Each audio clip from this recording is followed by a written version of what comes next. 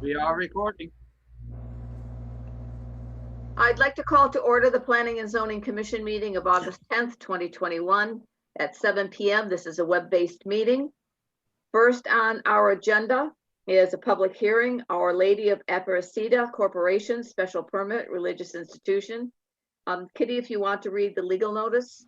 Appear July 30th and August 6th, 2021, public notice. The Bethel Planning and Zoning Commission will hold a public hearing on the following application on August 10th, 2021 at 7 p.m. using the virtual platform Zoom. Our Lady of Aparecida Corporation, 42 Vale Road, for a special permit to occupy an existing building for a religious institution. The property is located in the R20 zone, can be found in the assessor's records as map 58, block 115, and lot 6. The public may send comments via regular mail and email at landuse@bethelct.gov. Comments must be received by 3:30 p.m. on 8/9/2021 in order to be included. Pat Sherman. Thank you, Kitty. Would someone like to read the staff report, please? No. Well, I have it then, if you want. Go ahead, Kitty. Okay, from Beth Cavagna, Planning and Zoning Director, staff report, 42 Vale Road, August 5th, 2021. 42 Vale Road, special permit for religious institutions, section 2.2.C10. The applicant is requesting a special permit to convert a banquet facility to a church in the R20 zone with no proposed exterior site improvements. The property is 3.836 acres and is serviced by well and sewer. The property has a commercial use to the north and east with a residential single-family homes located to the south and west. Important considerations in reviewing this application include ensuring that adequate parking will be provided for the parishioners. The present use, Michael's at the Grove, advertises at their website that their indoor facility can hold up to 350 people. The proposed church states that in their application under VHB memorandum pertaining to traffic reports submitted as part of this application that, quote, the primary worship area will seat up to 250 parishioners and be used for weekly services and special events. The secondary worship area is proposed to seat 300 parishioners and be utilized for double booking events such as weddings and funerals. This space is to occupy the former banquet hall, 3-season patio, close quote. The DBH narrative also states that living quarters are to be provided that are not shown on the drawing submitted dated 9/8/21 by the Franco Group. There are 2 bars with 1 to be removed and 3 kitchens, all of which are to remain. In the former approved drawings dated 10/5/98 by Steve Trinkus, there is no direct access to Vale Road outside of the 2 driveways located in the front of the main facility. The updated survey shows 3 driveways. If I recall, the driveway closest to the parking lot is for emergency access only and was chained out at one point. At the time of the previous approval in 1998, the parcel was owned by the same principal and had an abundance of the accessory parking on the 11-acre piece that is now been subdivided into 10 residential building lots. Therefore, parking has become more limited in nature and careful coordination has to be done when scheduling events. Staff is not aware of any shared parking agreement with the adjoining facility. The commission is waiting for reports from the police commission, the health department. Staff will request that more detailed interiors of the building be developed along with a clearer understanding of the 3-season porch or pavilion, the associated uses within this area, and where the living accommodations are to be included so the fire marshal and building official can review the proposal to ensure that all applicable codes can be met. Thank you, Kitty. Welcome. Attorney Olson, are you ready? I am. Good evening. Can I have permission to share my screen, please? Screen sharing is enabled, Attorney Olson. Excellent. Thank you. Now I need to find the document that needs to be shared. It's not the agenda. Oh, there it is. There we go. That's one. That's 2. Good evening. My name is Peter Olson. I'm an attorney with an office here in Bethel at 275 Greenwood Avenue. I'm here tonight on behalf of Our Lady of Aparecida Corporation, which is the applicant and is represented here tonight by Father Leonel Medeiros, as well as members of the parish. Father Medeiros is the treasurer and secretary of the corporation and is the priest to whom this parish is entrusted. I guess I'll use the term quasi-parish because I think that's the technical term used by the diocese. And this quasi-parish is part of the Bridgeport Roman Catholic Diocese. And as such, the Most Reverend Frank Caggiano, the bishop of the Bridgeport Diocese, is actually the president of the corporation that is the applicant. The corporation is the contract purchaser of the property, and we're proceeding with this application under a land use due diligence provision in the contract to hopefully secure this approval from the commission before closing on title to the property. I have submitted a copy of the notice to abutting landowners for this public hearing, along with the few green cards that I have received back to date, and that is in the Google Drive. This is an application for a special permit for a religious institution, which is the term used in the zoning regulations, albeit the term is undefined. There's no definition of it. But we want to be clear that what we're applying for is a special permit for a Catholic church and everything attendant to that, and nothing more. We have another Catholic church in Bethel, and you should expect that our activities will be similar to those undertaken at that property. The property in question, located at 42 Vale Road, is improved with a principal structure that has been used as a banquet facility since before the zoning regulations were adopted. My recollection as a child is that Caballeros Grove, as it was called, was principally used for outdoor summer type gatherings. More recently, it evolved into a banquet facility where one could hold events such as weddings, wedding receptions, or group dinners. The property is located in the R20 zoning district, which is a residential zoning district. The existing use is a business use, but it's allowed to exist in this location since it predates the adoption of the zoning regulations.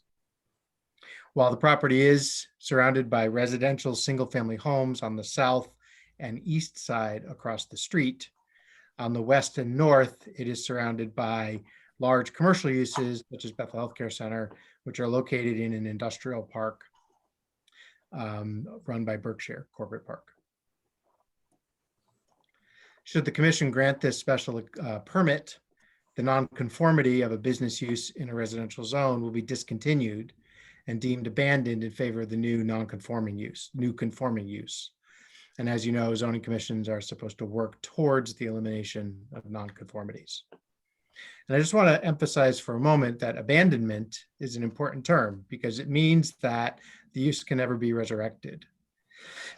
Once the church is open and operating, the prior use of a banquet hall, banquet facility, outdoor facility is gone and would not be permitted under the current zoning regulations ever again. If we look at the map again, I guess it's on your screen. The property has two principal spaces. The first space is upstairs along the road in this area here. And the second space is downstairs in the back, and it's a 3-season space at that location. 3 seasons, I actually haven't been there. I assume it's enclosed, but not available for use in the winter because it's not winterized or heated.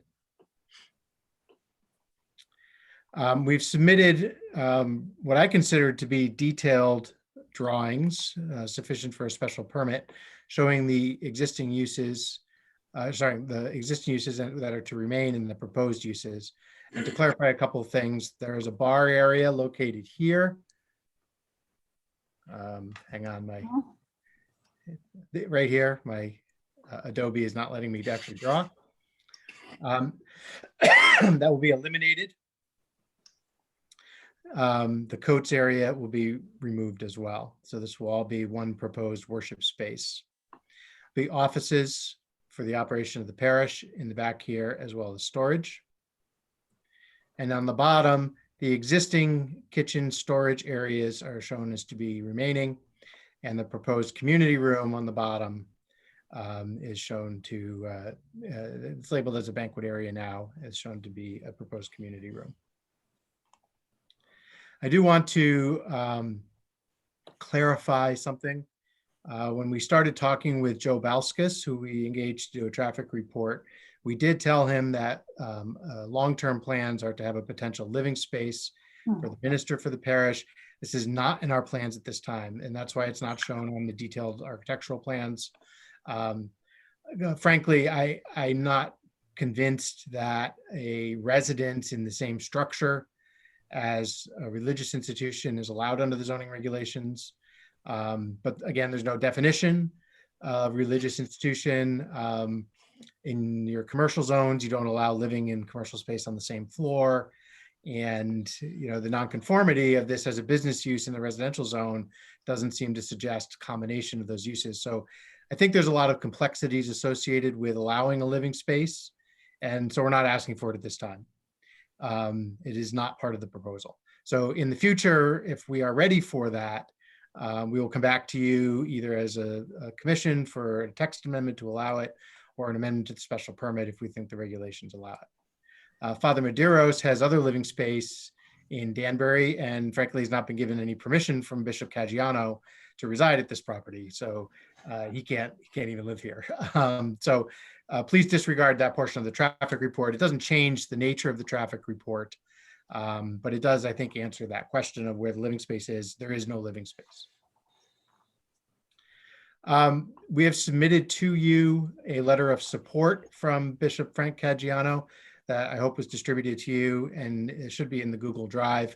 We were expecting a letter of support from Father Corey from the St. Mary's Parish. However, we never received it. So I hope that doesn't mean he disapproves, but just didn't get around to it before the hearing tonight. I'd like to ask Father Medeiros to speak a few words about the congregation and the planned usage of the site.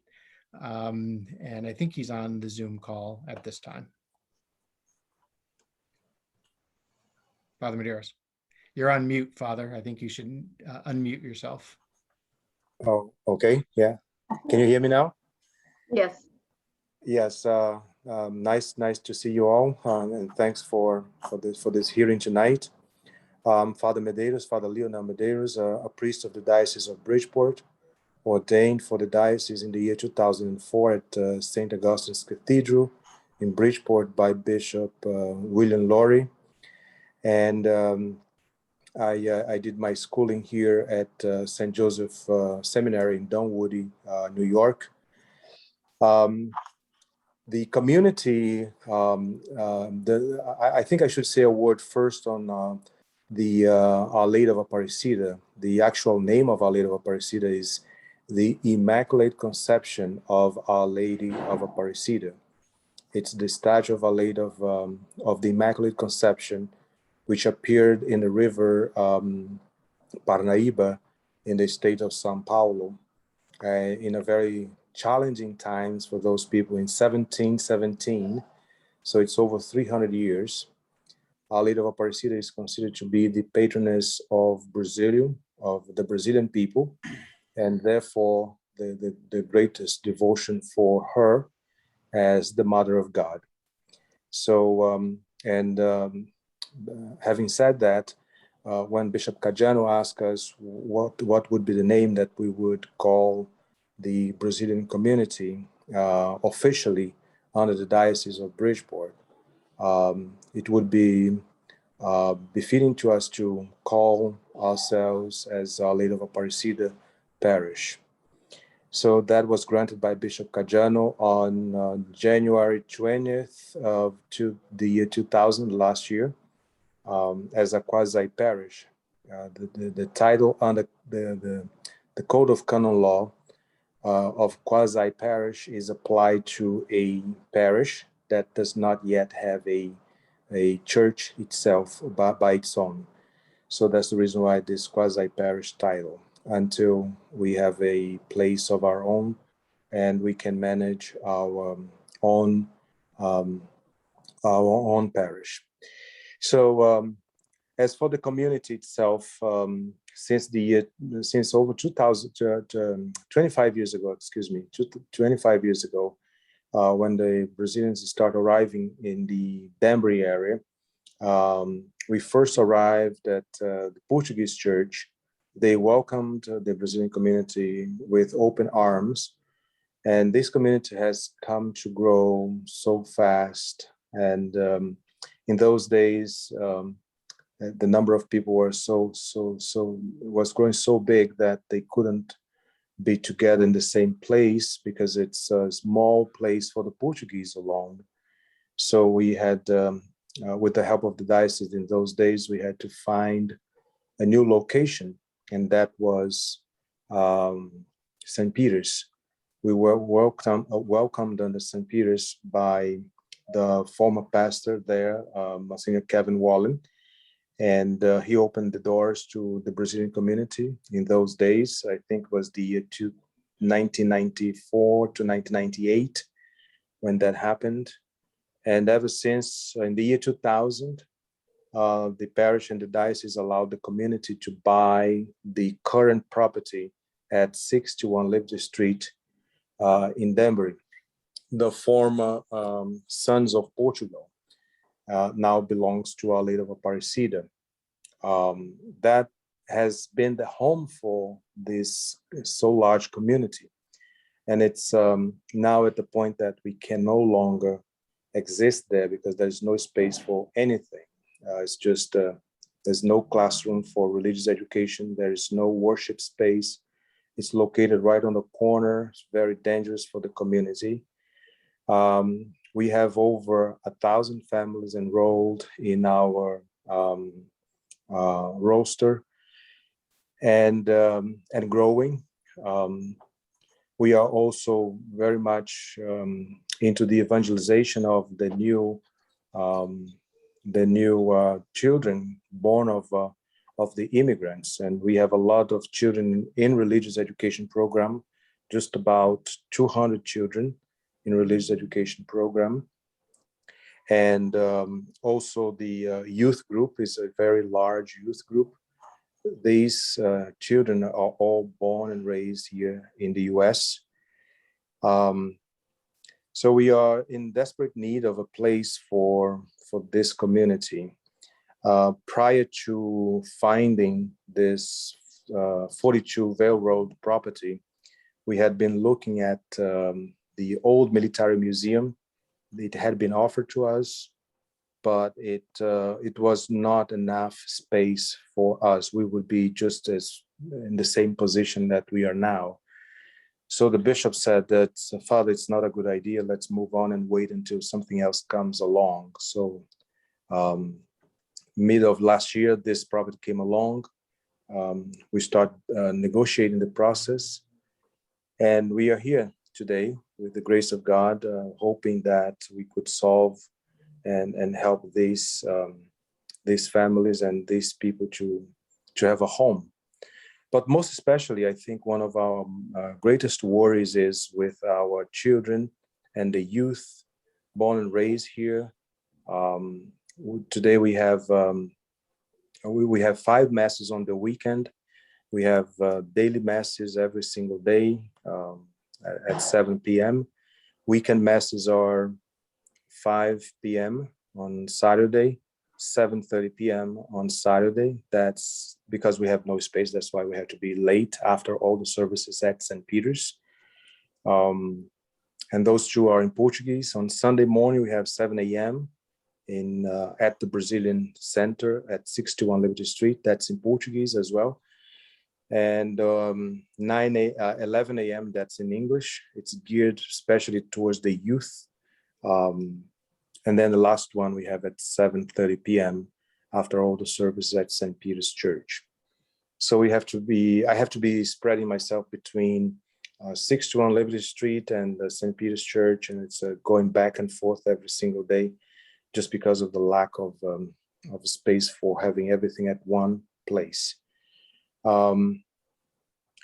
This community has I think I've been assigned to this community for the past 10 years. We have been engaged in the evangelization of the families. We have about 120 families in our programs of evangelization. We have 5 yearly spiritual retreats that is held by the community. It's always inside. It's not, nothing is outside. Nothing is expressly outside, with the exception of maybe one event a year that we might have outside, a summer picnic or something like that. All in all, I think it's a great experience for me. My first 7 years was at the cathedral in Bridgeport, St. Augustine's Cathedral at Washington Avenue. Working here now with the Brazilian community has been a great experience. Some of our numbers for the records, I think it's good to mention a summary of the activities of Our Lady of Aparecida quasi-parish community that we continue to engage into. We have over 1,000 families officially registered at Our Lady of Aparecida. There are many social events and various aspects of religious formation for building community life. These events are usually inside. There are 32 pastoral ministries and pastoral initiatives. There are 5 yearly spiritual retreats, marriage encounter retreat, young adult retreat, Pentecost retreat, youth retreat, and Marian retreat. 6 weekday masses and 5 weekend masses, and many other ministries. So ministry formation and spiritual encounters, formation for lectors, psalmists, permanent formation, and so forth. So we have a very large range of variety of ministries. A prayer group, charismatic prayer group that is always held inside the church. All the servers, vocation groups, Bible study groups, all of these activities are held usually within classrooms or hall spaces. So I think that's pretty much what I would have to say. If anybody has a question about any of our activities or history or anything, I'm open to responding. Thank you. Thank you very much, Father. I'm going to share my screen again, and I'm going to say some things. And Father, please correct me if I'm not saying them correctly as you intend to use the space. But one thing I want to be clear about is that the sacraments of the Catholic Church will take place in the church portion of the property, which is a consecrated space. And that's the upstairs portion, which I circled in red in this area. That will be where ceremonies take place, weddings, baptisms, and things like that. The lower portion of the church is not intended to be used as a church, but rather as auxiliary meeting space. And as Father listed a number of activities that the church engages in, the initiatives, the retreats, the meetings, those can take place in the community room. Potentially, if somebody were to hold a baptism or a funeral upstairs, afterwards the family might receive the guests downstairs in the community room for light snacks or whatever. But we would not anticipate, for example, a wedding being held upstairs and then downstairs the wedding reception with a band and dancing. That's not the way this is going to work. Oh. So in our traffic report, Joe Balskas did indicate, well, we might double book events. And I think Joe just didn't quite understand how the two spaces are going to work together. But that being said, it led to his traffic report being overly conservative in terms of trip generation. And so I'm perfectly confident with the lack of impact on that question. Additionally, I think it's important to note that the parish doesn't rent out the church to non-parish members for events. You can't decide to just get married in this church. You know, obviously in the Catholic faith, a wedding is going to require a pre-cana from the individuals involved and a lot of activities involved leading up to the wedding that are fundamental to the faith itself. So we're not going to be in a situation where this is a for-rent banquet facility as it currently is. Ordinarily, a site plan would be required in connection with a special permit application. But since we are not proposing any exterior site changes to the property, we're only proposing internal renovations. We've not submitted a new site plan. What we did submit is an updated Class A2 survey of the property. This survey takes into account the survey work which was done for the subdivision of the property that resulted in all the new homes in the former field area, updated to the current conditions. And that's what I'm showing you right now. The survey shows that the site currently has 123 parking spaces. They are all located in this area here, as well as a couple across the front, 123 total. The zoning regulations requirements for religious institutions is 1 space per 150 square feet of usable floor area. We didn't bother to distinguish between usable floor area and non-usable floor area. That would obviously reduce our parking count. But the total building size is 14,906 square feet, almost 15,000. And that works out to requirement under the regulations of 100 parking spaces for the entire building, if it were all a church. And there are 123 provided. I hope that you have a comfort level from Father Medeiros' comments and my comments as to the current usage of the upstairs and downstairs space to say that we're not going to be even using all that space together at the same time. And so there's really plenty of parking on site in full compliance with the regulations. These two spaces will work together, not in competition with each other. You'll note on the plan that there is a swimming pool in the back. It's currently not usable, and we've noted it's not usable. Perhaps in the future, we'll take some steps to renovate it and make it usable, but for now, that is not a usable space, but we wanted to make sure that was noted. One of your land use director's comments related to a third driveway on the site. I think she's referring to this driveway right here, which kind of comes in between some pine trees that when they were planted were quite small, but over the years have grown to enormous traffic obstructions. We have no objection to this driveway being chained off and labeled as for emergency use only, if you want to make that a condition of approval. Obviously, I have no idea whether that was intended to be that way at the beginning, whether it was or was not, and why it's been removed, but we'll just put it to respond to that concern. So as we've noted, as part of the special permit process, we engaged Joe Balskis of VHB to prepare a traffic analysis, and his report is in the record. Joe has done all the traffic reports for the Berkshire Corporate Park, so he's intimately familiar with the entire road network around the site. Unfortunately, he was unable to be here tonight and does convey his apologies. He would like to be able to answer any questions you have. But I'll summarize his report quickly. There's no record of any crashes on Vale Road in the vicinity of the property. Hopefully that's because the Bethel police tend to sit in this parking lot all the time to catch speeders, and hopefully everybody in Bethel knows that and drives very slowly. Joe assigned the use of quality restaurant for the existing use and compared that to the proposed use of a church with the office and storage space areas excluded from the square footage in his calculations.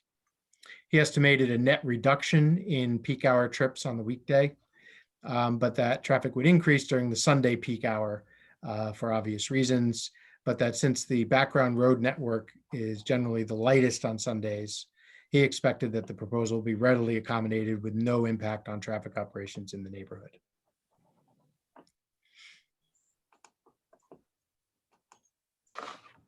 I do want to go through this architectural drawing one more time because your land use director's report suggested detailed architecturals, and I'm not sure what more we could do to make this more detailed.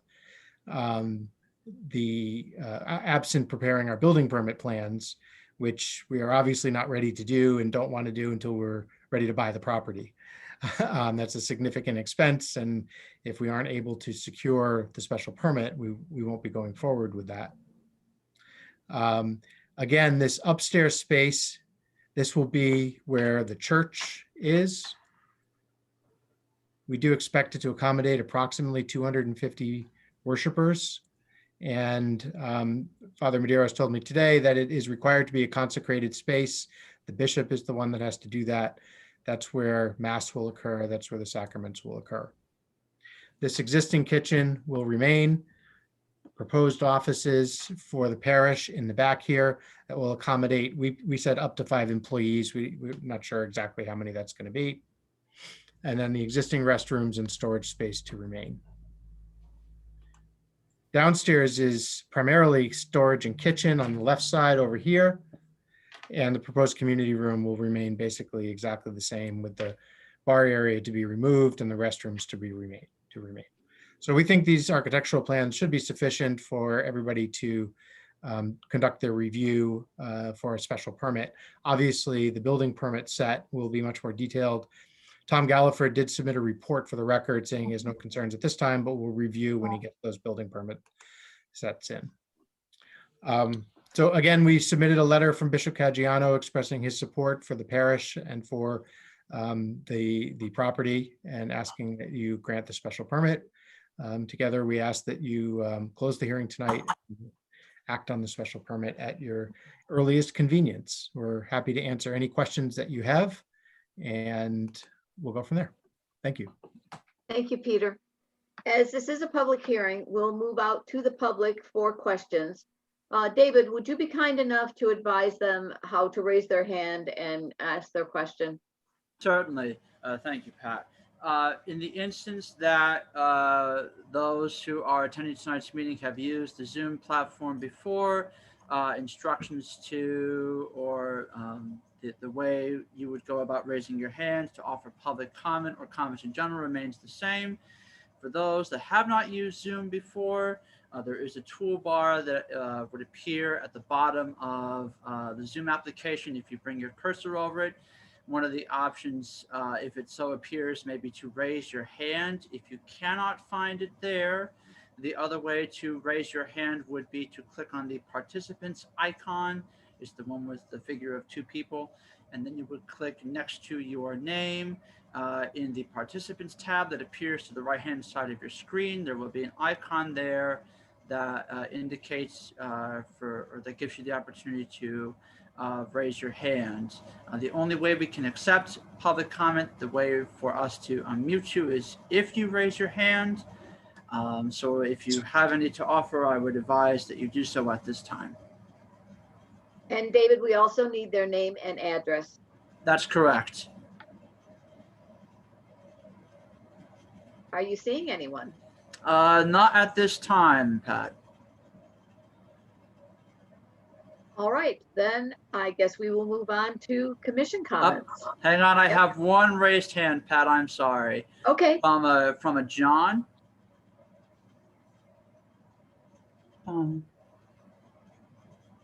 What? John Hello? Nagy, 16 Road. Oh, Hello, John. I'm sorry. Can you repeat yourself, John? Yes, it's John Nagy. I'm located at 16 Vale Road. And how is your last name spelled, sir? It's N as in November, A as in apple, G as in goat, Y as in yellow. Thank you, sir. You're welcome. The community room. Right now, it's a 3-season room. Will there be plans to expand that for a full 4 seasons?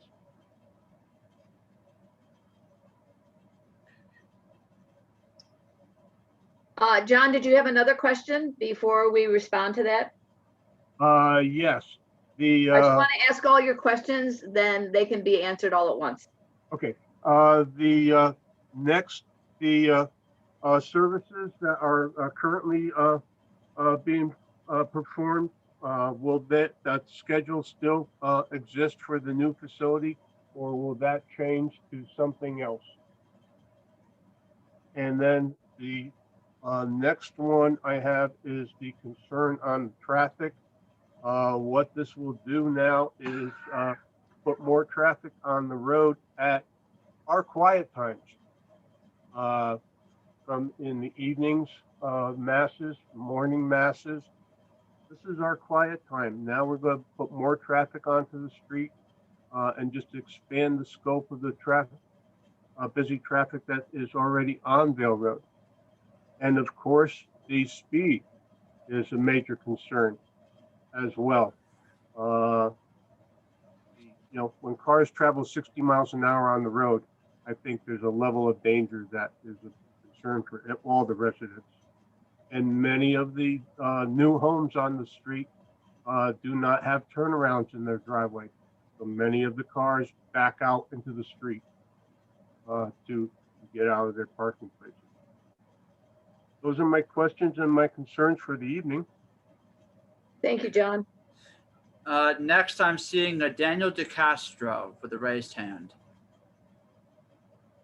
Yes, hi. My name is Daniel DeCastro, and I live at 32 Garella Road, just very near Bell Road. I just want to say that I'm very happy that there is this opportunity for the church to be there, and I'm all for it. It has my support. Thank you, Mr. DeCastro. I'm not Dave? seeing anyone else at this time, Pat, but that Okay. it would not surprise me if another person decides to prompt raising their hand pending the responses from the applicant. Thank you, David. Peter, if you would be kind enough to respond to the questions. Yes, I was just checking to make sure I was unmuted. First, at this time, there's no plan to convert the 3-season room to a 4-season room. I would imagine that is a long-term capital project that would be undertaken. But for now, no, that it'll remain a 3-season room. As noted, it's intended to augment the use of the church upstairs. So if it were converted, it wouldn't really change the way it's used. It would just allow it to be used during the cold months of December, January, February, March. I'm going to ask Father Medeiros to talk about the Mass schedule. One thing he noted during his initial testimony was that the schedule currently is dependent on the use of their current facility at St. Peter's. And so the times of the Masses may change. Father, can you talk about what you intend to do going forward? Yes. One of the things that we have experienced over the years, and one of the reasons why I instituted the 5 p.m. Mass, is because our intention was to actually diminish the number of people coming to church in the evenings, late in the evenings. All these families have children, and after Mass, they usually would like to go for a Saturday evening dinner together. And because they had no Masses available, they couldn't do that. So that's the reason why I instituted the 5 p.m. Mass, which is held today at the Brazilian Center. The numbers are not huge. I would say 150, 180 people per Mass. And the intention is actually in time to bring the later Masses to earlier Masses on the weekends so that people can have a social life with their families. So our intention is not to make it later, but to make it actually earlier so that people can get home, especially on Sundays. Our very much intended wish is to bring the 7:30 p.m. Mass on Sunday to 5 p.m.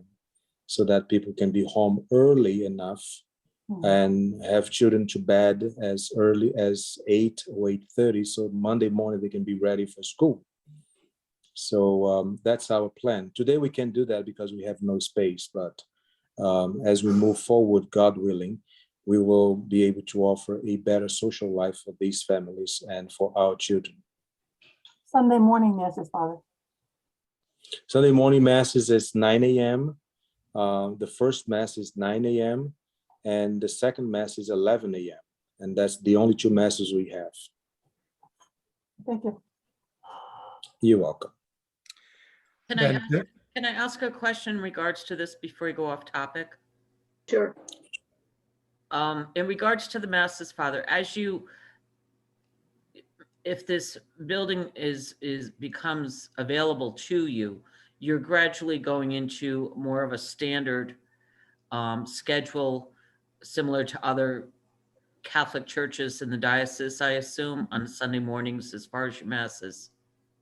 Am I correct? I don't think we are going to add any more Masses because I'm the only one that takes care of this parish. We have a very difficult time finding Portuguese speakers right now we're having a very hard time finding a priest to replace Father Brito, who left to Portugal to take care of his father because his mother passed away last fall, and he had to go. And so far, we have not been able to bring another priest to replace Father Brito. So Father Azevedo had to, in his retirement, he's 86. So he came back from Portugal to take over. So you don't we're not wanna do- intending. You don't want to We're do not- 4 masses in a row on a Sunday morning. As a human No, being, I can totally Not by understand that himself. myself. no, Understood. I don't. I don't Okay. want to do that. No, Okay. no. Can we talk No. about during the week just for a minute or two? Your weekday masses, is that going to change? I thought maybe you were doing the 7:30 mass at night because of your limited availability of space. Am I correct? So maybe that's going to change? We could change that. I would have to consult with the pastoral council. I don't think anybody would be against the idea of having a little earlier, if necessary. The reason why we have it at 7 p.m. now is because it's very fitting for people coming back from work. So they stop, they have mass, and then they get home. But if I had the space, I could do that actually a little bit earlier, and then people could be home sooner than later. So, but that has to be studied with the pastoral council. But yes, the intention is to accommodate people's need as much as possible, as well as the needs of the community. Okay. So I wouldn't be That is- against that the is your- idea. That is right now, that is your daily mass schedule. For example, I'm It's- familiar with St. Mary's in Bethel and what their daily mass schedule is. But your daily mass schedule would be that you are going to have something more towards the evening. Am I correct?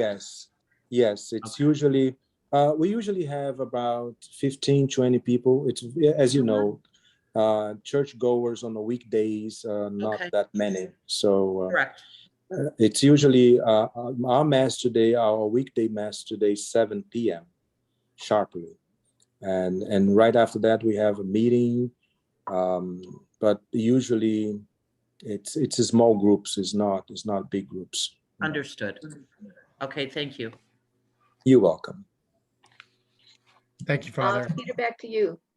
Yes, just to touch on the traffic. I think Joe's report lays out his anticipated trip generation, but I would note that we were extremely conservative in calculating trip generation. We're basing it on the full building and 550 seats, where, as we explained before, that's not how it's going to work. But Joe felt that was the right way to do it because that's the spaces that are there. He compared it to the current use of the property and found that on every day except Sunday, there'd be a substantial reduction in traffic. And then for obvious reasons on Sunday, that's where our principal traffic is coming from, it will be increased.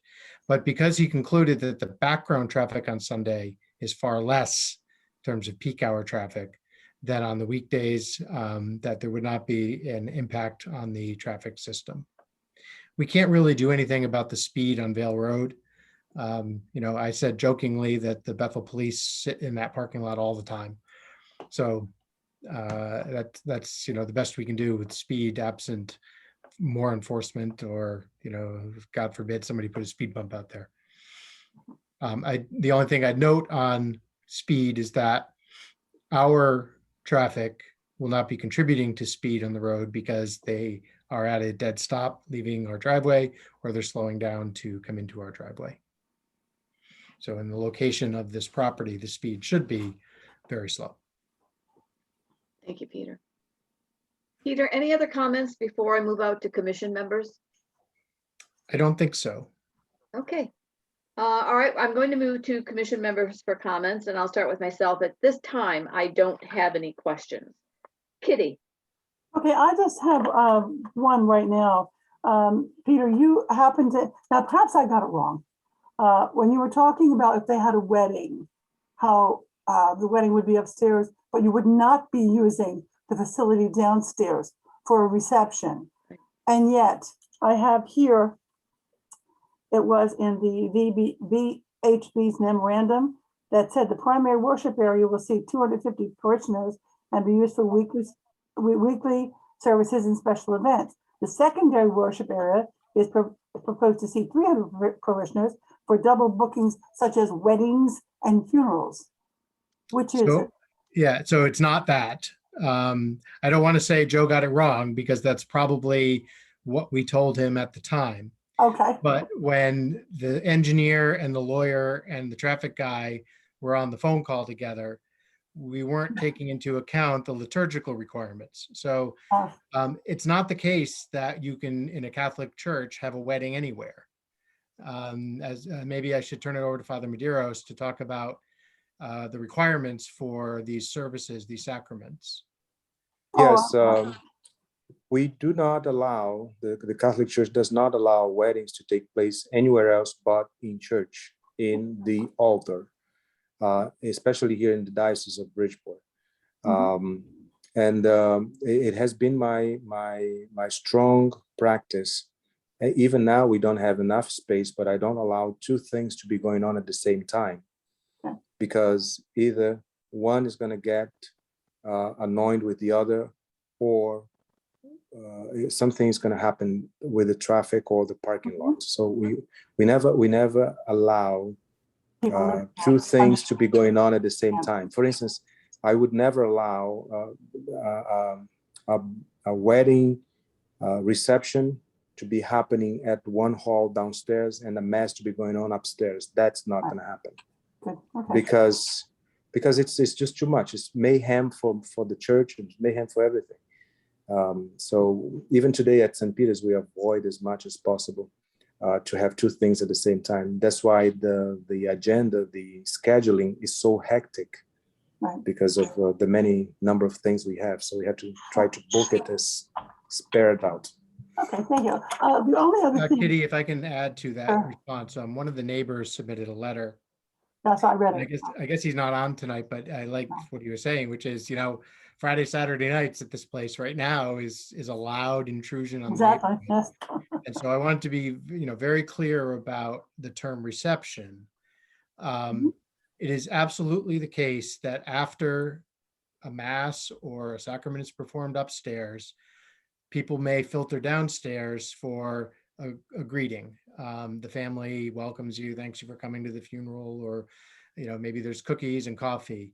But it is not going to have a wedding reception with served dinner, a DJ, band, dancing.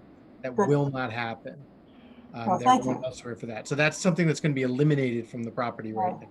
No, So I think it's important too, for the people on the road to hear this. Correct. The only other one question is, they talked about religious ed classes and youth groups. Do you have a large youth group?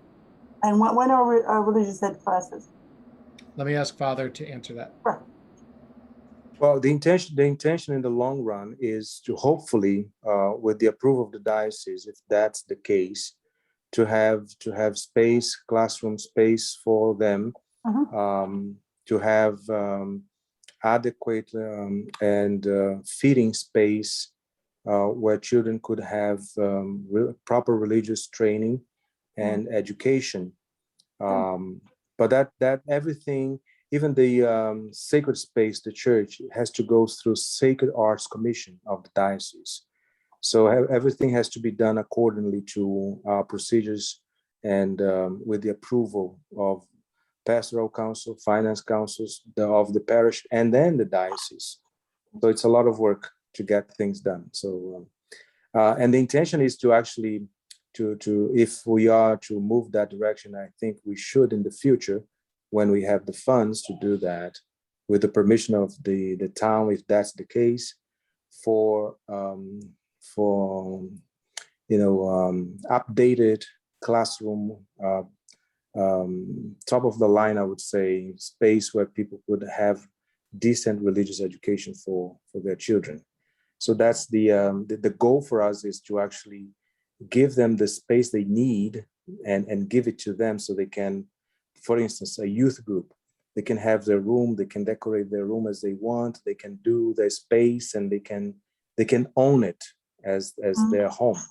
And you said you have about 200 young people, right? Yeah, right now, last year we ended the year about, because of the pandemic, a lot of parents did not feel comfortable to send their kids back. Right. So we had about 145 because of the pandemic. Now, in normal times, we had about 186. Okay. 186.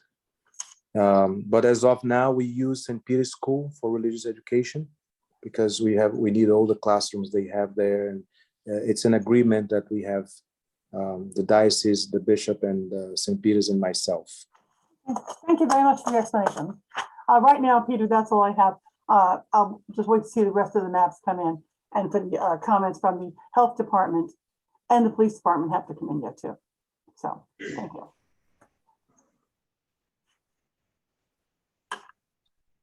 I'm done, Pat. John, I don't have any questions. Thank you. Bob Legnard. I have a few questions, a couple comments. You stated that Father stated that there was a congregation of 1,000 people right now. I'm sure that includes parents, children, et cetera, et cetera. But what happens on the Sunday that they all decide to show up at once, like on Easter or Christmas? That's the reason why we have 5 masses spread throughout the schedule on the weekends. And believe me, I've been here for 10 years. They never do. They never come up all at once. No. I've been in the same marriage, and they do it there. Christmas and Easter can be a nightmare. And, yeah, we put enough parking. When we built it, we put enough parking in because they made us consider that the school is there also, the convent is there, and we had to take all that space and allow parking as if something was happening at every single building. So that would be my concern, that maybe 120 spaces isn't enough. Because that building, when it was built or used as a event center, you know, with picnics, et cetera, you could park where all those houses are now. They would park cars up on the grass. And they even had carnival rides up there for, you know, company picnics when they had them. So I don't know if we can require a site plan. Peter doesn't seem to think we need it, but I think we would need one just to get, you know, a better feel for where the parking is going to be, where the handicap parking is, and the driveways are going to enter and exit the property. Well, just to be clear, we've submitted the A2 survey, which shows all of those things. It shows the striped parking that's there now, the driveways, the handicap parking. I can call it up on my screen. I thought I could. I was using the traffic evaluation. So this is what we've submitted, which is an A2 survey of the current property, which shows 123 parking spaces in this area and in this area here. That's where the handicapped is as well. It shows the driveways on DeVale Road, 3 of them. This is the one, by the way, that Beth had commented on. And this is the 3rd entrance. So the reason I made the point about the site plan requirement is not to avoid showing you parking and access and all that, but because we don't want to go and figure out what the, you know, for instance, the drainage facilities are for something that we're not changing. It is what it is, and we don't want to go back and have to show all of that. So that's why I made the point on the site plan. Obviously, heavy use days are something that the congregation's going to have to manage. And, you know, Father's comment was they don't show up. Well, you know, if there's going to be an issue, we do the same thing we do everywhere else, which is we bring in, you know, flaggers to direct people in places. If it turns out to be a problem, we go talk with our neighbors and find out if we can use their parking area on a Sunday that's Easter Sunday, and have an agreement for that. But we don't think that's going to be an issue. And I just want to emphasize that the zoning regulations for churches provide the parking requirement, which is 1 space for every 150 square feet of usable floor area. we've counted every square foot here and taken no deduction for non-usable floor area. So our parking calculation is very conservative under the regulations. And those regs would require 100 parking spaces for any religious institution. And we've provided 123 spaces. So I think we're comfortable on that. Father, I interrupted you, sorry. Peter, I just want to add that it is known that in those special days, namely Easter and Christmas, we are allowed to add, if necessary for traffic reasons, one more mass or two more masses by the bishop, because it's a special day. And if that's the case, if I can no longer say, because I'm only allowed to say by law, by canon law, 3 masses a Sunday. If I need one extra, I would have to call an outside priest to say 1 or 2 extra masses to facilitate the flow of the traffic for those specific days. But that's only if we foresee that is the case, because we already have 5 masses, and I think that for our needs today, that covers everything.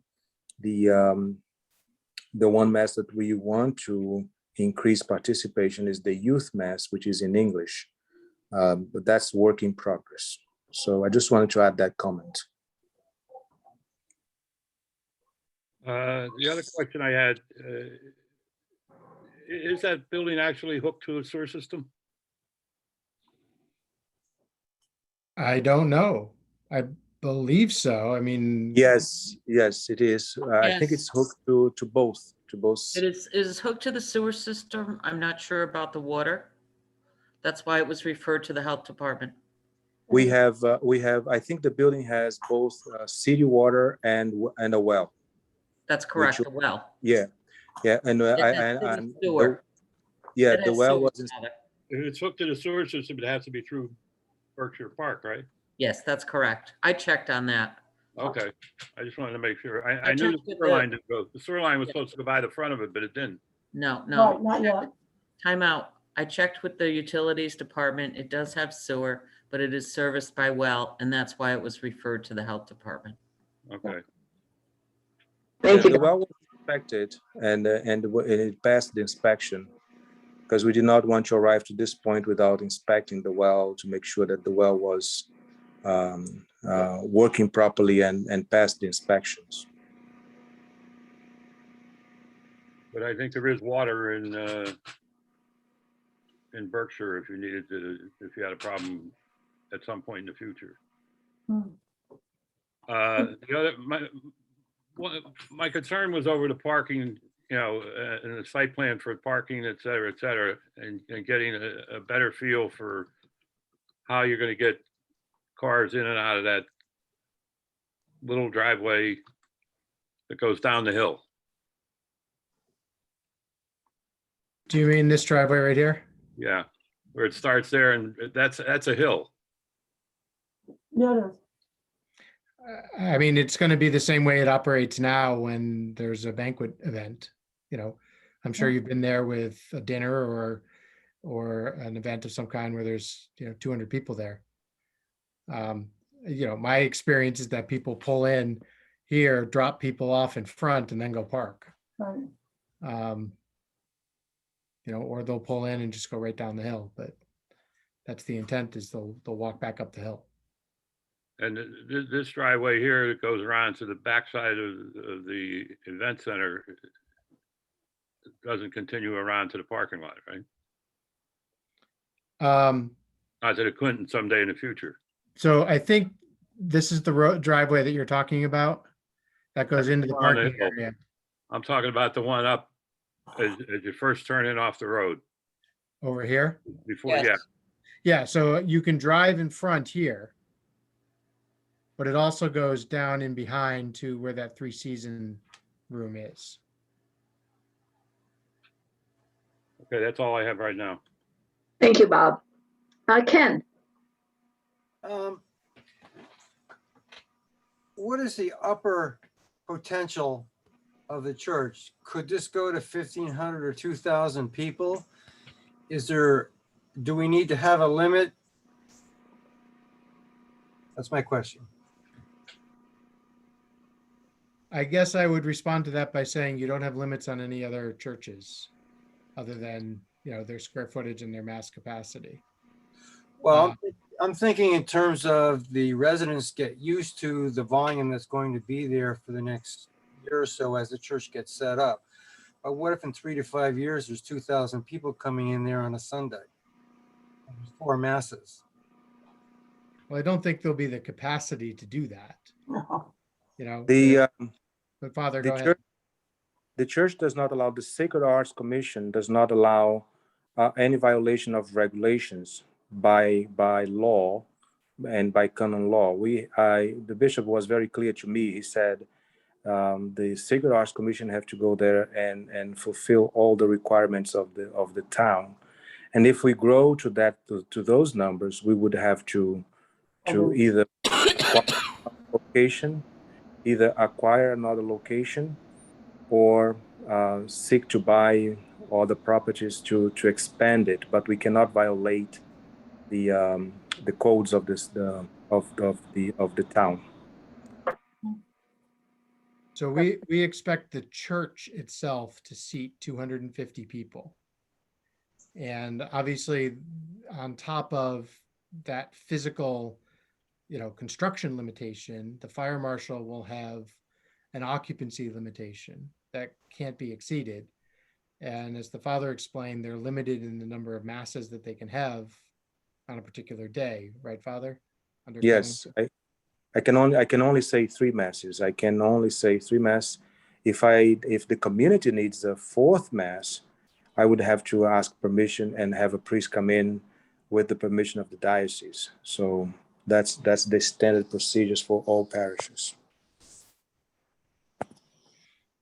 Okay. So by saying additional masses, we would be spreading out the traffic impact of any particular day rather than having it concentrated in that limited number of masses. That's So true. Those are the limitations, and they exist. That means you don't need to put a further limitation on it. True, but you're also saying potentially you could have 1,000 people over a 5-hour period. Potentially. Okay, that's my only question. Thank you, Ken. Penny? Yeah, thank you. So my experience as a clergy person is that, God willing, 1,000 people should want to show up all at the same time on any major holiday. That would be extraordinary. But what I'm hearing is that the church, correct me if I'm wrong, the church is being directed by both the diocese and the zoning regulations of the town. So if there is a maximum number of people within a building that's permitted, then that's what it is. Is that the case? I don't think the zoning regulations provide a limit directly. Okay. I think what they provide is a limit through the parking requirement that is 1 per 150. Okay. And there's a certain square footage of this building that already exists. If we were proposing a new building, then maybe the calculation would be different. All right. The fire marshal is going to have his own occupancy limitation. Okay. Is, but I'm sorry, I misspoke. I meant through the fire. yes. Through the fire marshal. Okay. We've also heard that, Father Medeiros' experience is that for the major holidays, the churches, all the churches are really able to organize the number of worshipers at any one given time, with time to get in and time to get out. We also know that at its heyday, that particular location managed sometimes twice a day to have events going on, something, early afternoon, sometimes in the evening, and that kind of a thing. I have been downstairs. I officiated a wedding where the party was downstairs. So I know what it's like to get in and to get out and to maneuver around. Beyond that, other than those comments, I don't have any questions. I'm good. Thank you, Penny. Rich? Yeah, Peter, I just had a question about the parking at the top. Those couple spaces. I realize they include the handicap spots. In my experience, This here, Rich? yeah, exactly right. Has there been any consideration given? And I think I'm on the same line with everybody else. Just the ingress and egress on that site is not great. Have you guys considered doing like one way in the first entrance and then changing those spaces, because it's a really narrow entryway? And what I've seen is not so much the traffic. I don't think it creates a real traffic problem, but it does sometimes create a little bit of chaos where someone will pull in, someone hasn't parked properly because there are those diagonal spaces. You can't, and once somebody does that, you can't, like if I parked my truck there, you couldn't get 2 cars by it. So it's very narrow in that, just from the front of the building. So have you considered maybe making those, taking out any non-handicap spaces and just making those run right along the curb, so that the one-way traffic would allow people to park in the handicap spots as needed, still pass by to drop off, but not have to deal with anybody that missed that exit, what should be the exit, and try to travel all the way down along the site? Have you guys thought about signage or making that more? Because that's the only time I've seen that become an issue, is when someone's like, I'm gonna drive by the entire building instead of going out the first exit. But it happens, right? So let me talk with Joe Balskis about doing an in and out. Yeah. Which I think is what you're saying. That's exactly right. That, I mean, it makes perfect sense, and there isn't any reason I can think of off the top of my head to not do that. Okay. I have a recollection that we don't have enough handicap parking spaces. Yeah, I can't remember how much, and I don't know how much space is there. I don't know if you could squeeze them out. I have no idea, but I think somebody said we were going to have to add more. Could you put them, would it be possible? No, because it's lower. I was going to say in that little weird driveway there down at the bottom. Yeah, I'll just have to check with our engineer Okay. about that question. Again, this is an existing condition survey. Yeah, just a thought. I was there very recently, and that was the one thing that I kind of was like, wow, that doesn't work at all. The number of handicap spaces is usually defined under the building regs. So, but as you can, I mean, just looking at the striping, that doesn't look like a handicap space. That doesn't, and that doesn't. So maybe that can be all handicapped across the front. Right. The only thing I'd comment is I don't think we want those parallel. I think Yeah. more difficult for handicap, particularly for the vanity. That's true. So that's probably the best we can do. Is Would you mind if I just make one little comment? That's all I have. We have done parties there once and twice a year for quite a few years, and that has never been a problem. Those parking spaces, really. So it's just a comment. Having been there so many times, it really worked out well.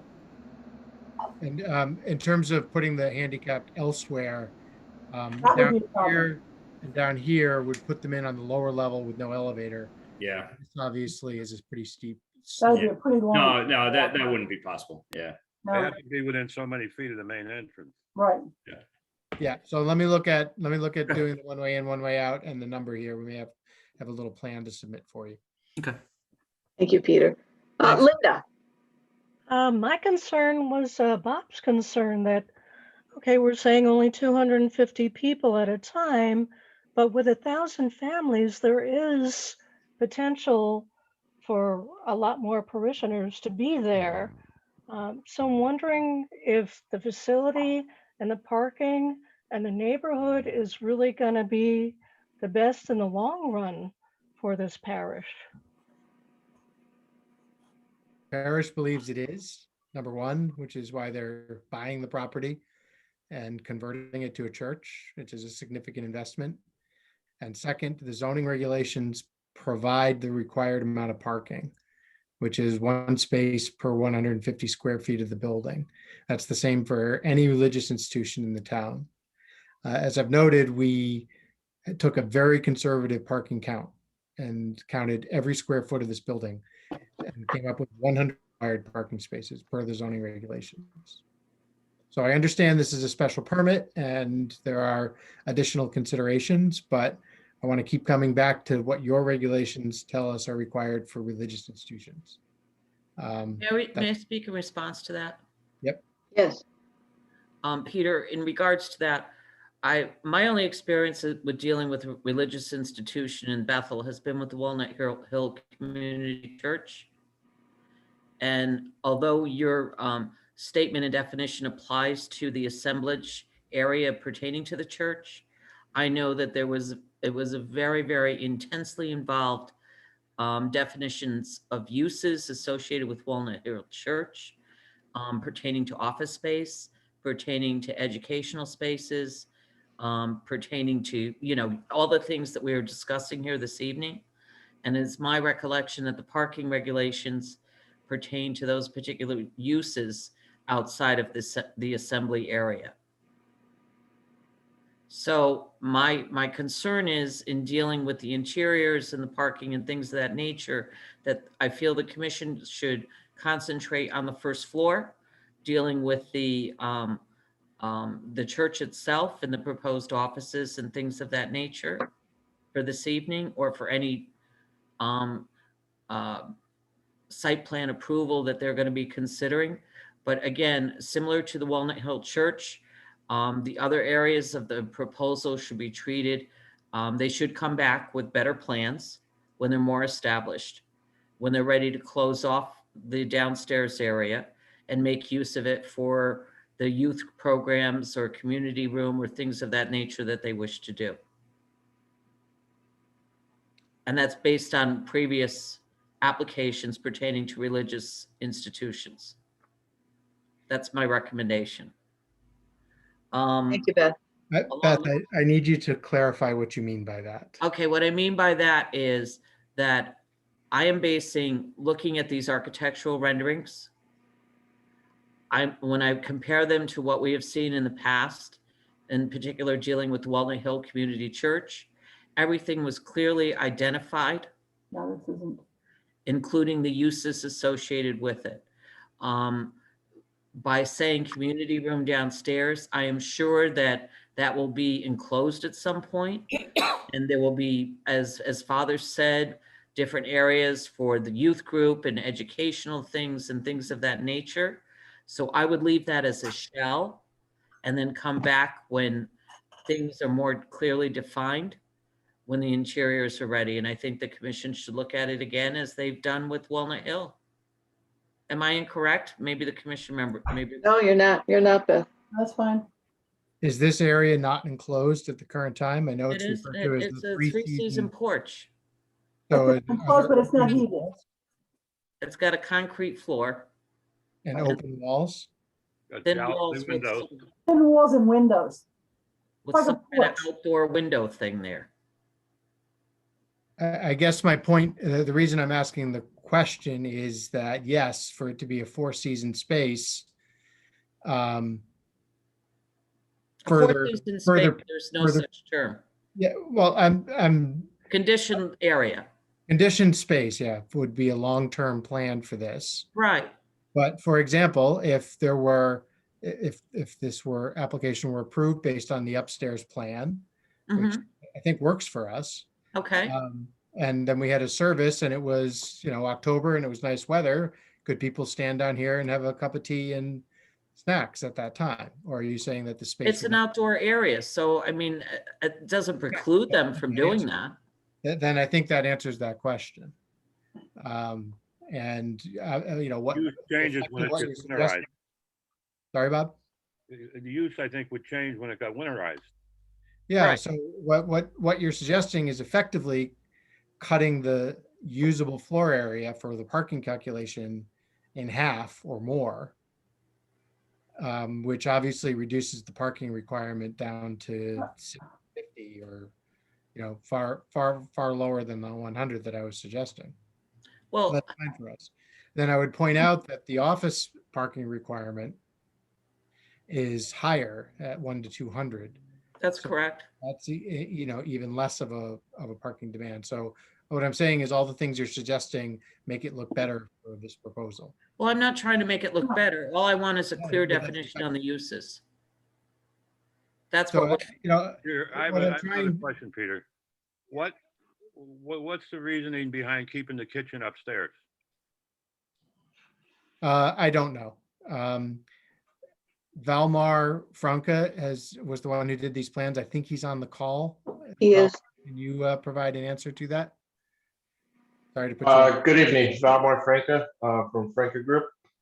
The kitchen is to remain right now. It's basically because we're trying to get this, see if it's approved by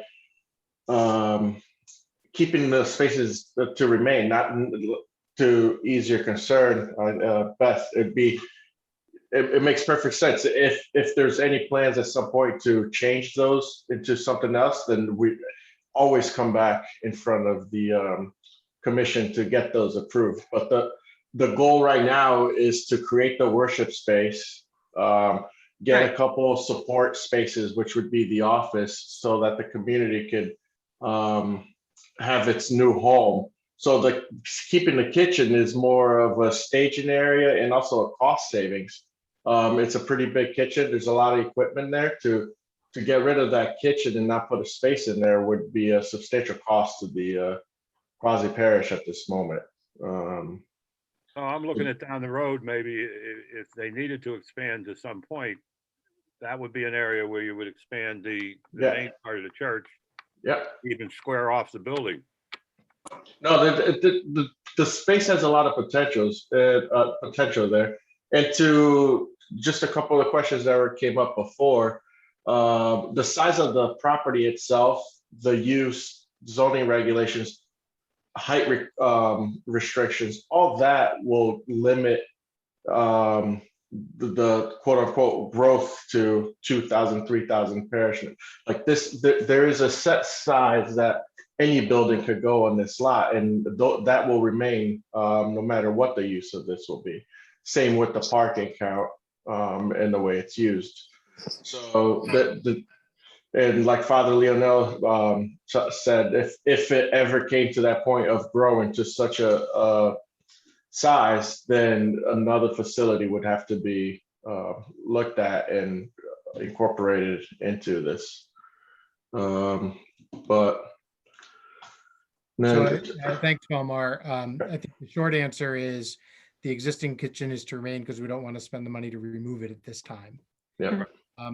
So I guess, Beth, what I'm trying to get down to is what more detail is required at this time, because I look at this plan and I see no more detail can be provided.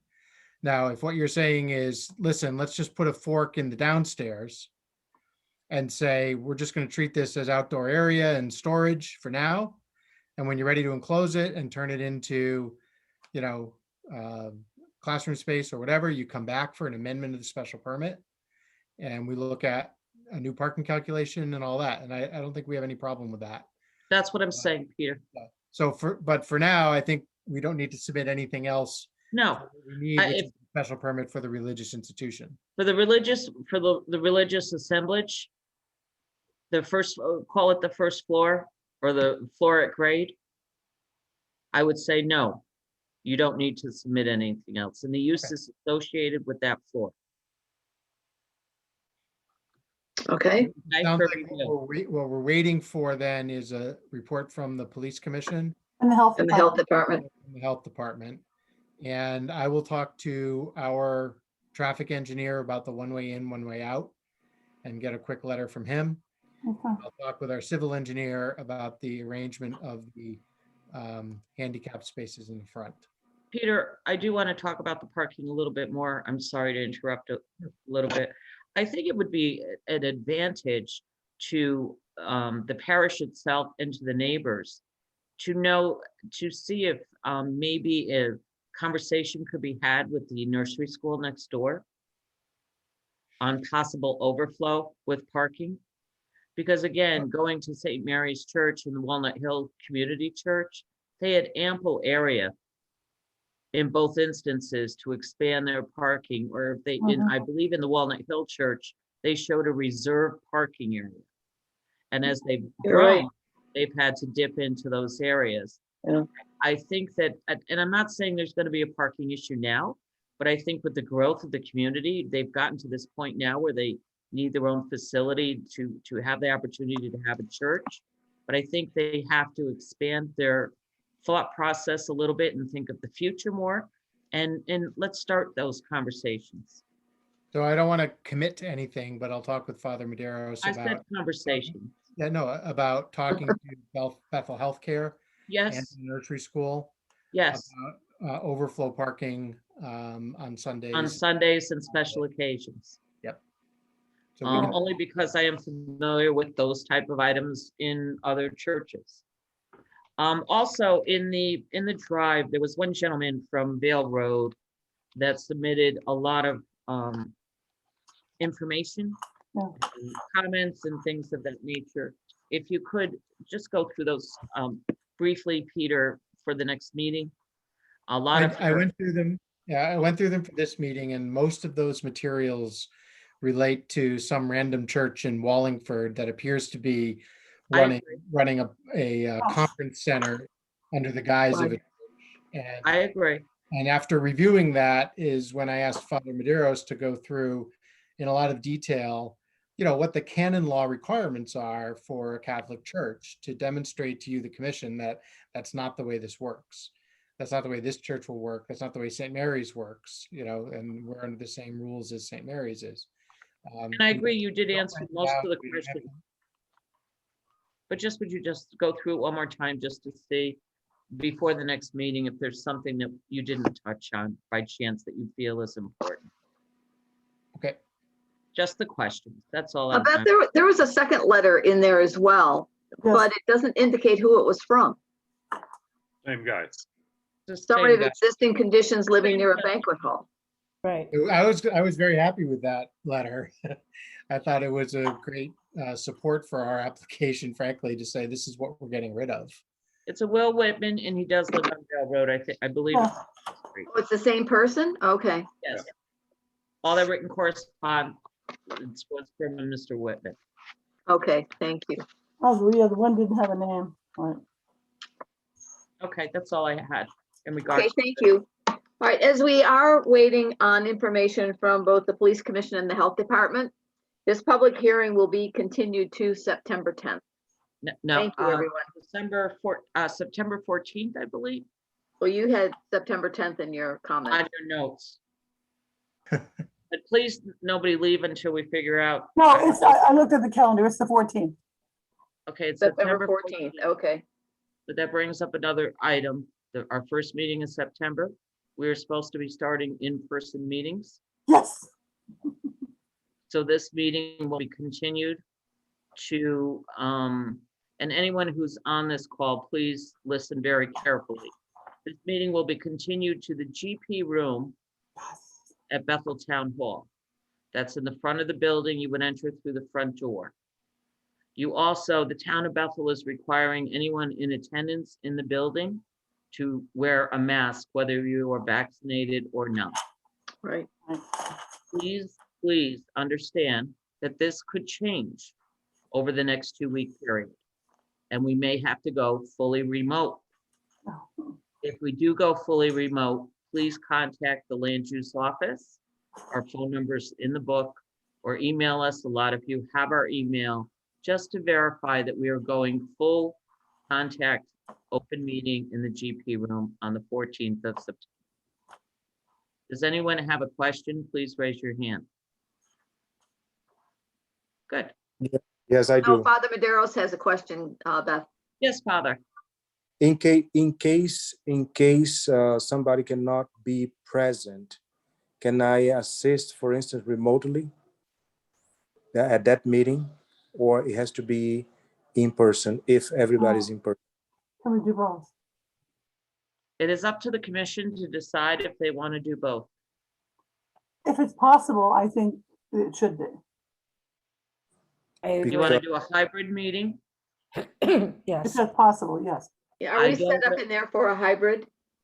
I don't know if we will be ready for a hybrid at that time. Okay, We will do our best, Father. You can check with Peter or you can check with me at a later date and see what we can do for you.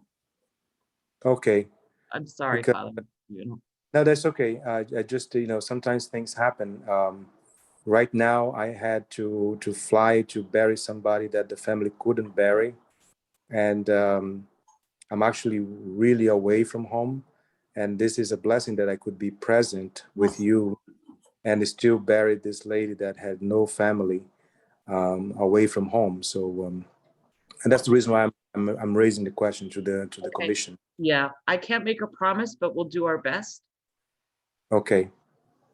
We have a couple of weeks. We have 3 or 4 weeks to do this and we'll see what we can put together. But as long as the commission is agreeable to do a hybrid meeting, which is what it's called under the state statutes, we will try to accommodate that, absolutely.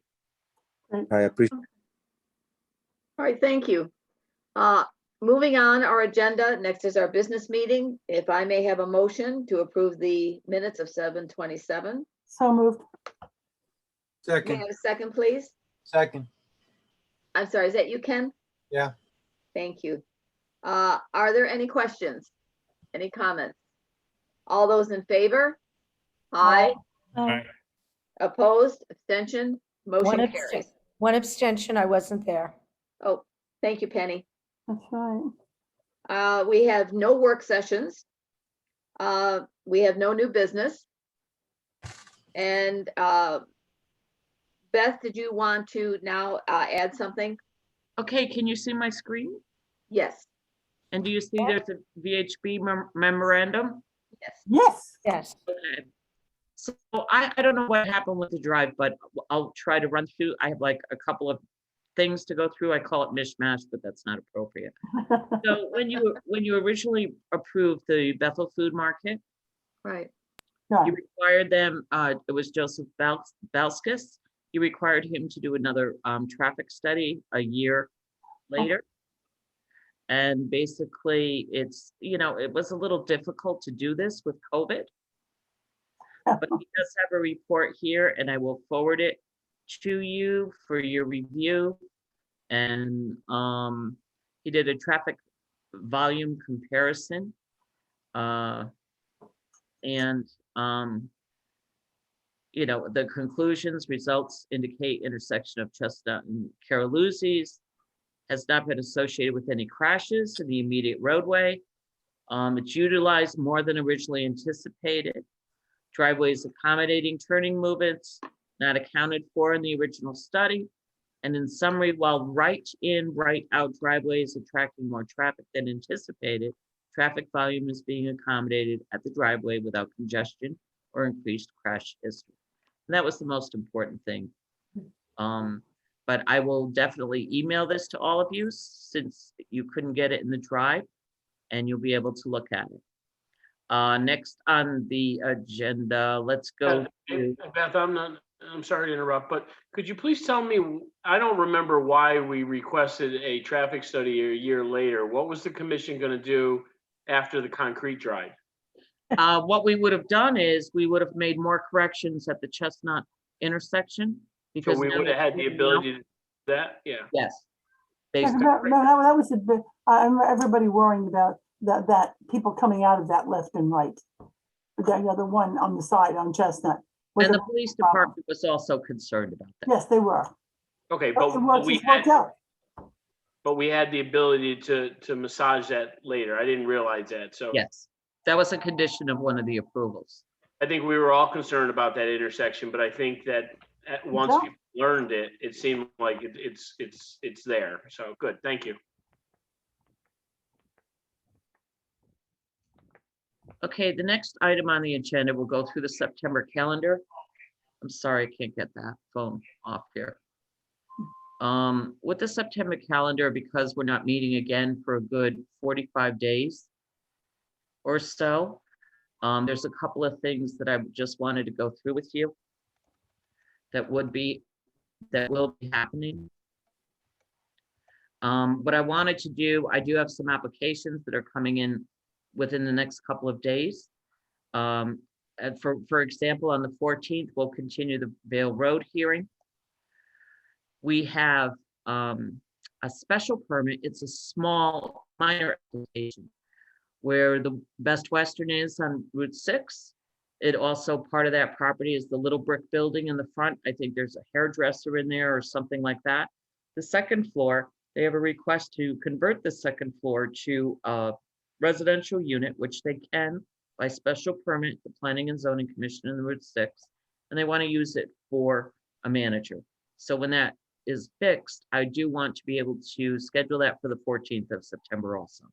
Is that the same building that was going to be a restaurant Yes, that's originally? correct. Okay, thank you. Correct. On the 28th of September, the Stony Hill Road, former Stony Hill Inn property, is coming in with a proposed text amendment for an overlay zone. I do have that available. I will send that to you. And I'd like to schedule a public hearing for that on September 28th, the following meeting. Hey, Beth, that's the lot next to Copper Square or whatever? Yes, that's the lot in the front. Got it. Text amendment. Okay. Along the same lines, for the same night, Route 6 will be a hot topic on the 28th of September. Target has submitted a drawing for a 13,000 square foot addition for What? storage. Oh, sorry. And they are looking to do a text amendment to the zoning regulations pertaining to parking. In other words, doing a permanent parking deferral that we've done in similar zones. And they also want to amend the floor ratio just to allow them to up it a little bit in order to meet the zoning regulations. Okay, Okay, and that's what I have for you as far as September. So if I have your permission, as these applications go forward, to schedule the public hearings accordingly, I would appreciate it. That'd be great. Thank you. yeah, absolutely. Is there a consensus? Yes. Yeah. definitely. Yep. Yes. Yes. Okay. And let's see. And let's. Uh-oh, I lost my stuff. Hold on a minute. Let me go to the paper. Okay, 23, I'm sorry, I can't get right back into my Google Drive. 23 Francis Clark Circle, where base is located. Hmm. It is confirmed that a wholesale and small retail establishment of shellfish from Maine is going to go in there. Where is this, Pat? Beth? Base Technologies. Base Technology is.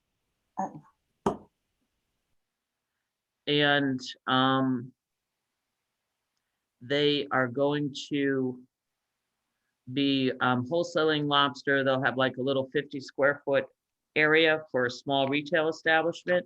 They will be putting in a catering kitchen to do clam chowders, things of that nature. And I think I mentioned that to you before, You did, yeah. if I'm correct. Yeah, we So talked that- about it last week. They do not need anything from the commission because there is a small component of retail allowed. Let's see, also on August 2nd, there was, and I believe I emailed it to you, there was a joint motion for judgment in accordance with the stipulations between the Planning and Zoning Commission and Oakwoods LLC, Tim Draper, for 9 Good Hill Road. Mhm. So the judge didn't require that it go to a public hearing or anything of that nature. He was willing to take care of it at that time. In-house, it's all done? Okay. I apologize that I lost my Google link. So Beth, what does that mean? That issue is done? It's done. Okay. It's all set. It's a stipulated judgment. Okay. So he Okay. will get his apartments Will it take and we care will, of Shelley Road too? Excuse me? Takes care of Shelley Road too. Shelley Well, Road. the town meeting took care of Shelley Road. Right, exactly. Yeah. Oh, but I mean, that's not gonna come back. No, that's done. That's done. That is done. Right. Okay. No, I can't get there. All right, the last item I wanted to go over with you is pertaining to I have been in conversation with proposed 830G applicant, David Peinenberg. He has put together, he has recently gotten approval on a property at 64 Worcester Street in town by the Inland Wetlands Commission for a 12-unit affordable housing application. Mr. David was good enough to approach me. We sat down and we've had several conversations in regards to this. We've had two, I believe. What's the address, Beth? Excuse me? What's the address? Sorry. 64 Worcester Street. Got it. Thank you. Sorry about that. Okay. So anyways, he has an approval from the Wetlands Commission for 12 units. There's an existing Victorian house on the property. He's proposing to put 3 units in there. There's a garage on the property. He was proposing to put 2 one-bedroom units in there. And then he was proposing 7 two-bedroom units to the rear of the property. A 2-story, a 2-story, 2-bedroom unit. In our conversations, I started to try to work with him on negotiations as trying to getting down the number of units associated with the development. I started at 7 units with 2 new units to the rear of the property. Then we went to 8. And I would say what I proposed was to do 8 units where we would require under the 30% rule, it comes out to 2.4. We would round it down to 2 units, one at 60 and one at 80. Mr. Peinenberg says that he can now do his desire after I thought we had an agreement at 8 was for 9 units, 2.7 are required. They would round it up to 3 units and probably want, I'm telling him that you would round it up to 3 units and probably want 2 at 60 and 1 at 80%. This is the affordable calculation. And he brought up a very good point. His point was, well, I could build 10 units and still get the same, and still have the same amount. 3 would be affordable. So after thinking about it more, I think that the ratio that he's proposing at 9 units, that would be 4 in the back instead of the 7, 3 in the front building and 2 in the garage, but all 1-bedroom units, no more 2-bedroom units in the new construction that would occur to the rear of the property. And I think that's an important save. This is more of a planning meeting. It can change when the application comes in. He's in the process now of bringing it to his engineer. But I think it's something that we should discuss a little bit, get your input, and go from there. Hey, Beth, there's no like rendering or anything. I'm just like, I know exactly which house. It's too bad. It's such a nice house, but it doesn't even from the road. It doesn't seem like there's enough room behind the house to build anything. Yeah, how big is the property? David, can you help with that? Yeah, it's a periscoping piece of land. It's hard to, I mean, I live on one of those, but it's hard to judge. And I know it backs right up to whatever that other funny road is. Where do they park? Holly Road. So let me speak to, can I speak to what the Inland Wetlands Commission approved, Beth? Now, I think what I'd like you to do is give them, is there any way you can pull up quickly what they approved? Yeah, I can pull up those. The site plan for them to get a visual, and then you can explain. They need a Got video. it. Okay, okay. Let me just go to the latest site plan that we approved, Beth, if I can get to it from. I bet they're not knocking my down the laptop. existing house. No, No, gonna convert it. no. Okay. All the structures that are currently on the property are to remain. They will be modified to correlate to the unit count that was proposed. Get the screen up. I'm working on that right now, Beth. Sorry. No, that's okay. They need a visual. Right, understood.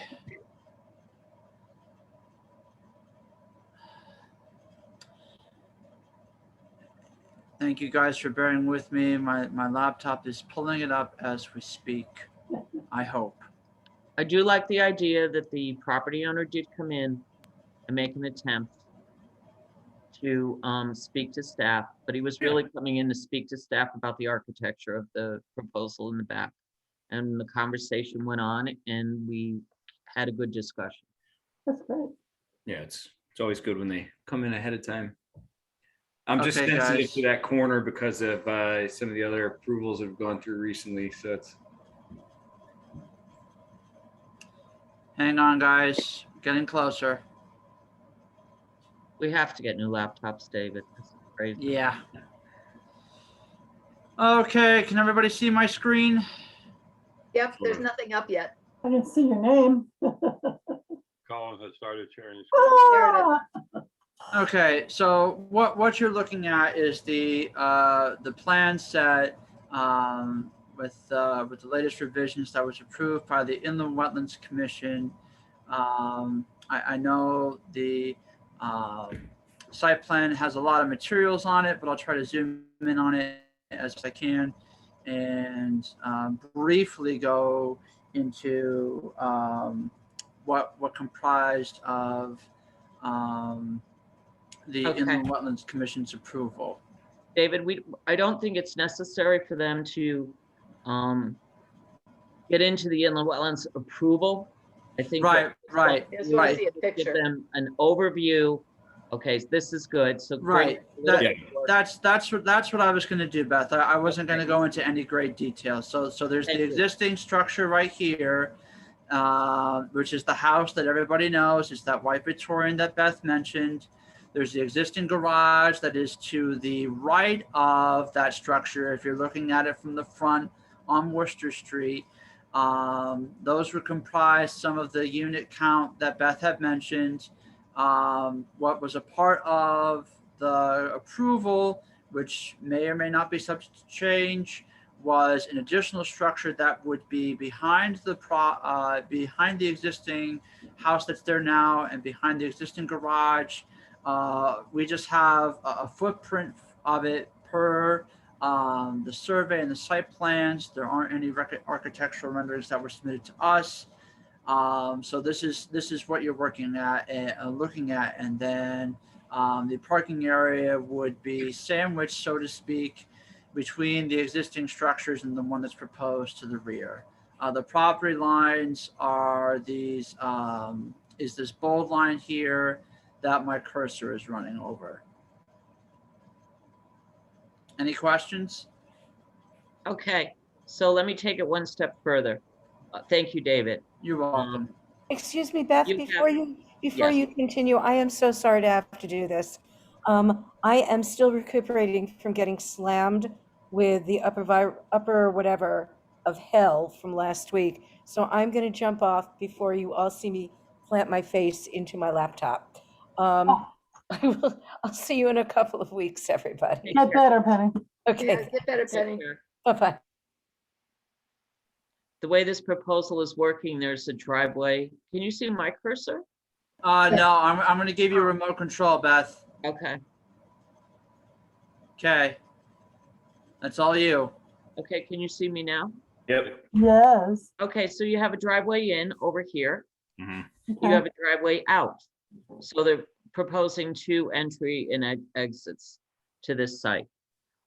So in our conversations with the applicant, I proposed we take the existing garage, which is a rubble base right now. He can put in 2 units there. And they're small, concise 1-bedroom units. The existing house, he he feels he can put 3 units in there. He said there presently is 2 units in there now.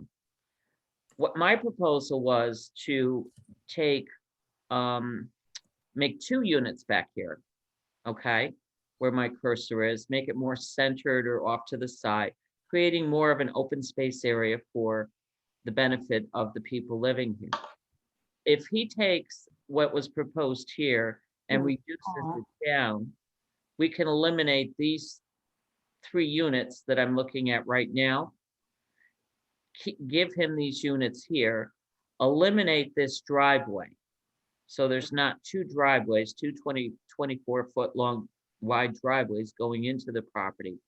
And then create more open space in this area, green space here, and green space over on the side, all over along this area. And again, make these units 1-bedroom units, not 2. That's the best I could get.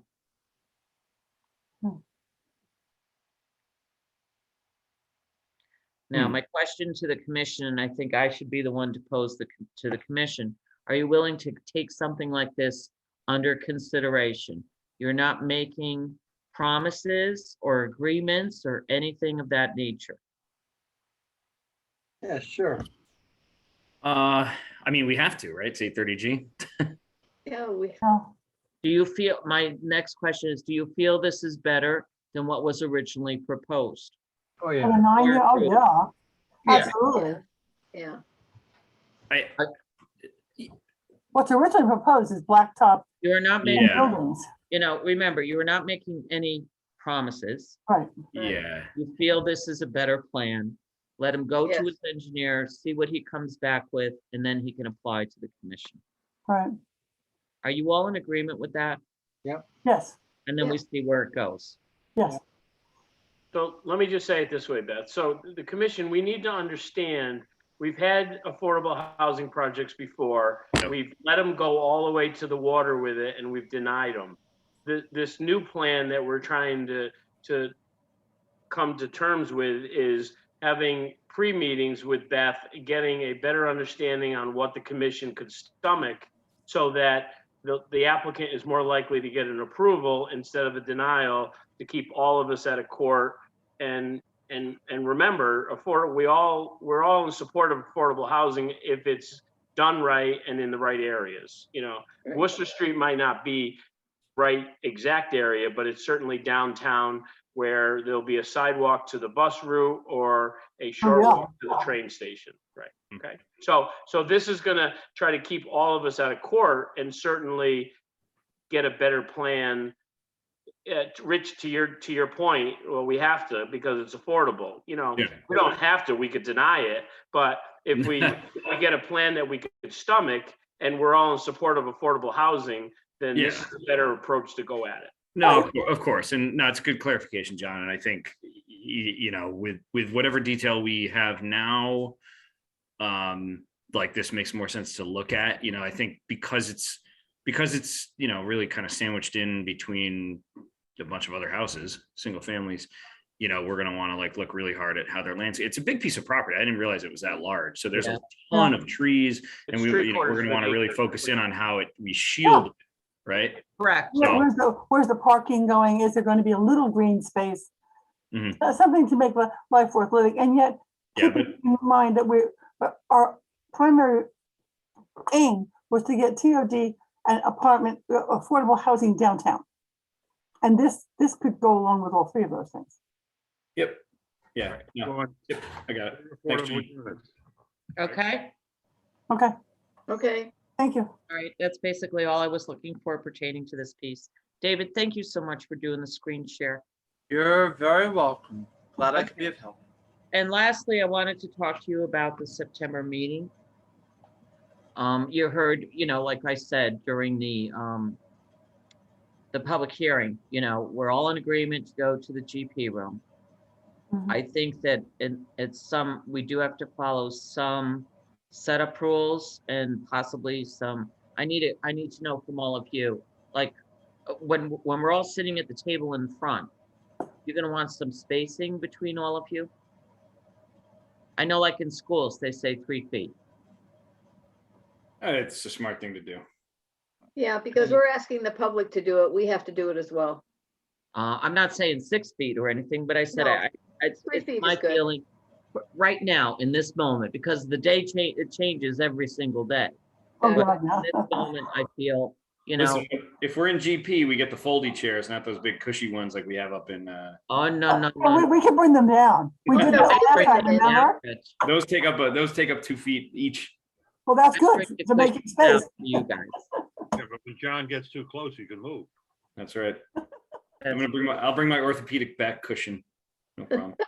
But Beth, being proactive, I think that we should have every other chair spacing to give the perception that we're trying to make every reasonable effort, because I think Yeah. we need to make every reasonable effort to get in that room. You know, COVID is, it rained yesterday, so that's why COVID did it. You know, we need to get back to where we need to go, Okay. and that's in a public meeting. So every tool we could use in the toolbox to make it the perception that we're safe is what we need to do. Okay. So that Absolutely. means that I will be no longer wearing my pajama bottoms. Me either. Thank you for sharing that. Speak for yourself. And most of us are okay with that. Okay. That's all I have for you this evening, Pat. Thank you, Beth.